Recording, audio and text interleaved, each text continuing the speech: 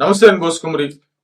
జగన్మోహన్ రెడ్డి గారు అనంతపురం జిల్లా రాప్తాడు నియోజకవర్గం పాపిరెడ్డిపల్లికి సంబంధించి ఒక లింగమయ్య వైఎస్ఆర్సీపీకి సంబంధించిన ఒక కార్యకర్త చంపేస్తే, ప్రత్యర్థులు చంపేస్తే ఆయన పరామర్శించడానికి జగన్మోహన్ రెడ్డి గారు అక్కడికి వెళ్ళారు.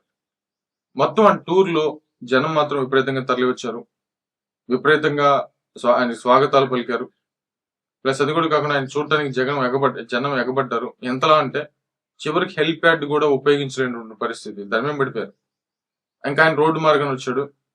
ఆ రోడ్డు మార్గాన్ని వచ్చిన తర్వాత పరామర్శించి ఆయన పెట్టినటువంటి ప్రెస్ మీట్, చేసినటువంటి వ్యాఖ్యలు ఇవన్నీ కూడా చర్చకి దారితీస్తున్నటువంటి పరిస్థితి ఉన్నాయి. ఏమైనా జగన్మోహన్ రెడ్డి గారి టూర్ విషయంలో అయితే మాత్రం తన నమ్మినటువంటి కార్యకర్త కోసం వచ్చాడు. అంతా ఓకే.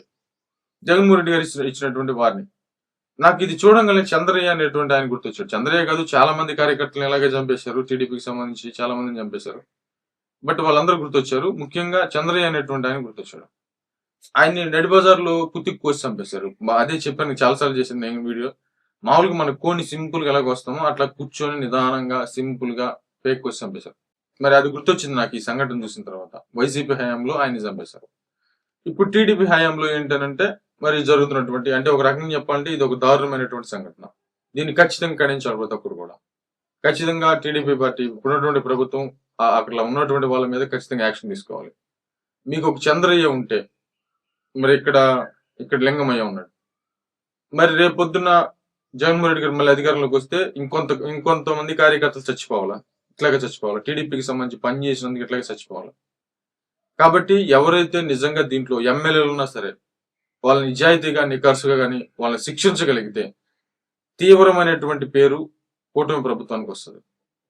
ఎందుకంటే దుర్మార్గుల్ని కాపాడితే ఎంతవరకు సమస్యలు వస్తాయి, ఏ సమస్యలు వస్తాయి, రాజకీయాల్లో చీలికలు వస్తాయి, లేకపోతే నియోజకవర్గం దూరం అయిపోతుంది, ఓటర్లు దూరం అయిపోతారని ఈ రాజకీయ విధానంలో ఆలోచించడం కంటే నీతిగా, నిజాయితీగా మరి ఎవరైతే దోషులు ఉన్నారో వాళ్ళని శిక్షిస్తే ఇప్పుడున్నటువంటి జనరేషన్ లో శాశ్వతమైనటువంటి కీర్తి వస్తుంది.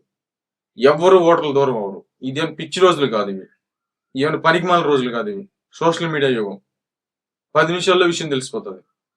నిజంగా దోషులను శిక్షించేటువంటి విధంగా కానీ ముందుకు వెళ్ళగలిగితే ఇక్కడ ఎవరు కూడా ఓకే.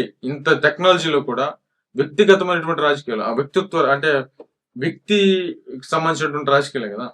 చంద్రబాబు నాయుడు గారిని చూసి ఓటేశారా, లేకపోతే ఎమ్మెల్యేలను చూసి ఓట్లేశారా? ఆయన కాబట్టి ఇంకొకరిని పెట్టుకుని ఓట్లు వేయించుకోవచ్చు, ఆయన కాబట్టి ఇంకొకరిని పెట్టుకోవచ్చు. బట్ ఆ నియోజకవర్గంలో ప్రభావం ఉండదా అని అంటే, కానీ ఇట్లాంటి నిర్ణయాలు అంటే ఒక వైసీపీకి సంబంధించినటువంటి కార్యకర్తను దారుణంగా చంపేస్తే తీసుకునేటువంటి నిర్ణయాలు కఠినంగా కానీ తీసుకుంటే, అక్కడ అలాంటి అవాంఛనీయ సంఘటనలు జరగకుండా చూసుకునేటువంటి ప్రయత్నం చేసి కఠినంగా వ్యవహరిస్తే అంతకంటే పెద్ద పేరు వస్తుంది, అంతకంటే మంచి పేరు వస్తుంది. అది తెలుసుకోలేకపోతే మాత్రం ఇంకెవరి కర్మ వాళ్ళది, మనం చేసేది ఏం లేదు. బట్ మొత్తానికి అయితే మాత్రం జగన్మోహన్ రెడ్డికి ఆవేదనలో మాత్రం నిజంగా ఆ బాధలు అయితే మాత్రం అర్థమైతే కంపల్సరీగా ఉంది. చంద్రబాబు నాయుడు గారు, చంద్రయ్య గారు చచ్చిపోయినప్పుడు ఏ విధంగా అయితే బాధపడ్డాడో అదే బాధ ఇప్పుడైతే మాత్రం జగన్మోహన్ రెడ్డి గారు పడినట్లయితే మాత్రం తెలుస్తుంది. అంటే ఒక రకంగా ఒక మంచి కార్యకర్తను కోల్పోవటం అనేది నిజంగా పార్టీకి చాలా దురదృష్టకరం. ఎందుకంటే నిస్వార్థంగా పనిచేసేటువంటి వాళ్ళే కార్యకర్తలు. వాళ్ళకి పదవులు రావు, ఏమీ రావు. కానీ ఆ పదవులు అనేవి జగన్మోహన్ రెడ్డి గారు వాళ్ళందరూ అనుభవిస్తూ ఉంటారు. కానీ వీళ్ళ కార్యకర్తలకు ఏమొస్తాయి? టోటల్గా ఇదైతే మాత్రం జగన్మోహన్ రెడ్డి గారికి సంబంధించినటువంటి టూర్ అయితే మాత్రం బాగా చర్చకి దారితీస్తుంది. మరి ఏమో